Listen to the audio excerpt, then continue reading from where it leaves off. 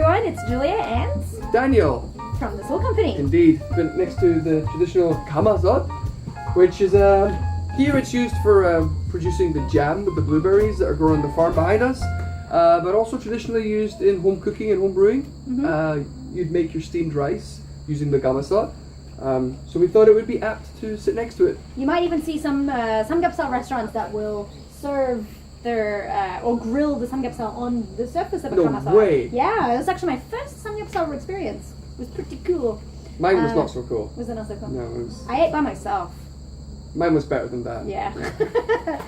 But today we are pretty excited because we are going to introduce one of our absolute mainstay favorite brews.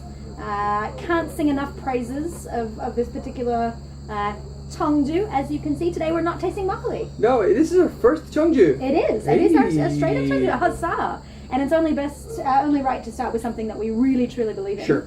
Dan, what is Cheongju? So Cheongju is basically the objective of Korean brewing. So a lot of the recipes that exist were meant to produce this liquor as opposed to the makgeolli that we all know and love. And basically how you make this is when you filter your mash of rice, noodle and water, you let it sit.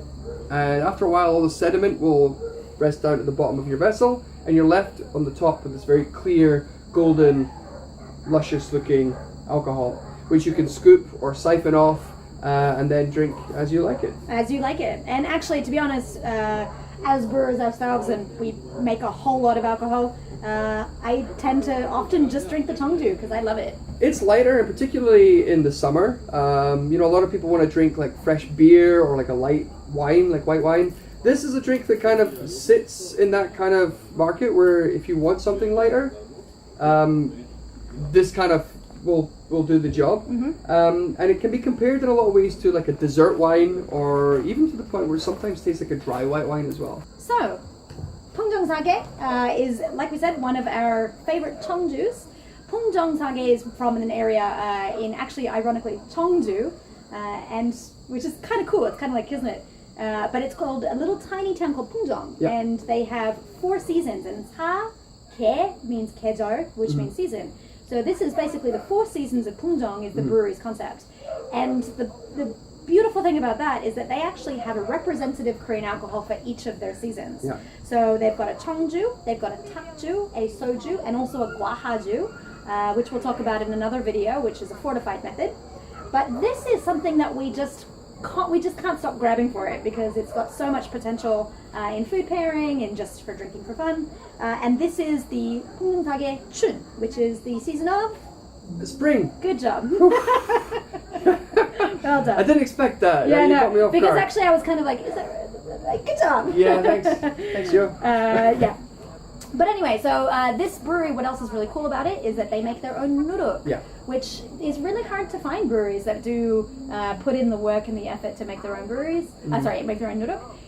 They also do every step by hand. They have been working on their recipes for over 10 years. Have been mentored and been, I guess, helped and supervised a lot by Master Pak Nok Dam, which is one of the masters of all Korean alcohol. So you can't go by it.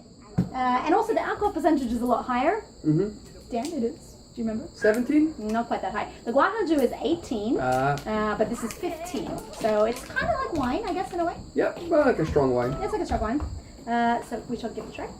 It's a shame we don't have nice glasses to drink it out of. No, and actually for Cheongju, generally we would always serve in clear glasses because when you're evaluating Cheongju, you do want to look at the clarity in terms of how much the sediment has been separated, but also in terms of the color. Some Cheongjus are quite brown, quite syrupy, quite dark, and then you've got the lighter kind of more fresh looking kind of color.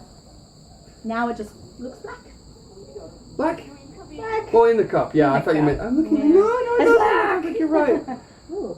Anyway, Cheers. Cheers. What I like about this is it's not particularly syrupy, but it has a light sweetness. Some Cheongjus can be incredibly kind of like dessert winey, as I said before, and very sweet. But this has a nice kind of sweet, savory kind of balance. Yes. I think the key word here is balance. A lot of Cheongjus either go one way or the other way. What I like is that it's so fresh, and the cleanness of the Cheongju means that even though you taste fruit and you taste sweet and you taste savory, you taste all those things, give it a couple of seconds and then you're just like, wait, what did I taste? And you just want to keep drinking it. The aftertaste as well, I mean, you have this kind of like nice like ethanol kind of evaporating like feeling. It kind of like coats your whole mouth. But it's not cloying in any way. No. It's very clean, and the lingering aftertaste is actually very, very enjoyable. It's kind of comforting. I mean, the overall is it's just enjoyable. Price point, I mean, to be honest, this is, and so much respect to this brewery, is now so widely distributed, which for a Cheongju, you might notice that not many people drink Cheongju for fun anymore. Cheongju, which is also commonly called yakju, is mostly used for ceremonies, for ancestral rites and things like that, but it used to be the favorite drink, as Dan was saying. So in terms of the taste, it's quite round, I think. Cheongjus generally can be quite fruity or they can be quite floral, and interestingly enough, Cheongjus are known to have the best aroma. They're supposed to be the most floral, the most pleasing, and I think this hits the nail. I get so many different notes. I'd say more fruity than floral. I think the thing that strikes me about the aroma is it's incredibly clean.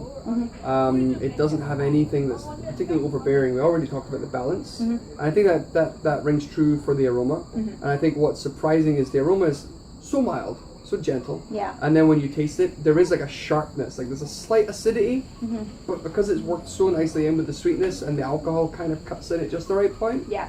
It's just such a great amalgamation of all these different flavors that kind of really enjoyable. It's just like every piece of the puzzle manages to get just fit in so perfectly.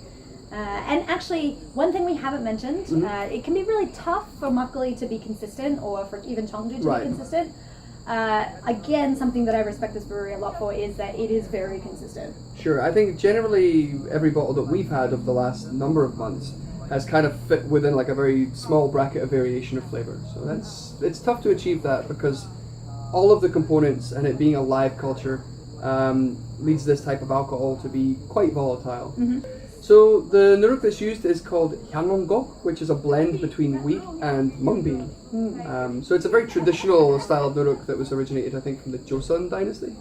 But actually the shelf life is 2 months, which is actually shorter. For most Cheongjus are a little bit longer, they're 3 months. I wouldn't have any hesitation to keep this in my fridge. If it lasted, I would keep it in my fridge, and I would just like to see how it ages, because I reckon it's pretty stable. Yep.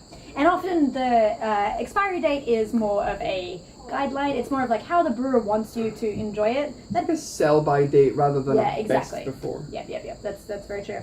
But it's actually one point to note, it's not available in any convenience stores or department stores or supermarkets, but you can easily order directly from the brewery in multiple ways. They make it very easy to order. You can order from Kakao Talk. You can order from. Oh, that's really good to know. Which once you know, it's game over. Otherwise, you can find it in any respectable makgeolli bar in Seoul at very least. Yes, you can. That's if we don't drink it all. Cheers. Cheers. Cheers, guys.